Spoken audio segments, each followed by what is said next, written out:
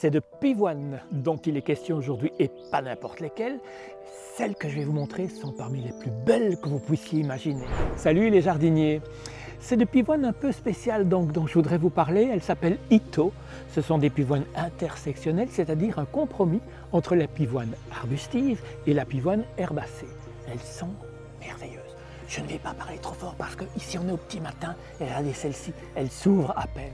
Ce que j'aime beaucoup chez les Ito, c'est qu'elles fleurissent dès le jeune âge. Voilà une plante d'1 an à peine et j'ai déjà 3 gros boutons. Et regardez la robustesse de la plante.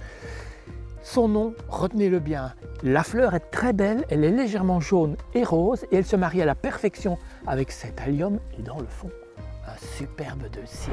Voici d'autres Ito plus orange encore, d'où son nom. Et ce que j'aime bien, c'est qu'au fil des jours, elle change de couleur. On passe du sombre au clair et ça se marie très bien avec ce superbe iris germanique qui répète un petit peu ses couleurs. Et du coup, j'ose contraster avec le jaune, oh, allez soyons fous, et même le pourpre de cet allium. Évidemment, si vous avez le petit cœur tout mou, je peux comprendre que vous préfériez le rose. Alors ça, c'est pas joli ça, je trouve ça même somptueux. La fleur est grande, semi-double, en périphérie nacrée, et le cœur, lui, est bien rose. Sauf que celle-ci, cette fleur, elle a déjà quelques jours. Regardez celle-là, elle vient de s'ouvrir ce matin. Le rose est encore plus présent. Et ce qui me fascine chez les pivoines Ito est particulièrement bien visible sur cette plante. Regardez, malgré la taille de la fleur, elle est bien campée sur ses 2 pieds et elle vous regarde. La structure est particulièrement résistante. Et du côté des associations, on ne va pas tortiller dans tous les sens très longtemps. Je reste dans le rose, sauf que je vais contraster non pas la couleur, mais plutôt la forme. Ici, c'est du rond et là, c'est vertical.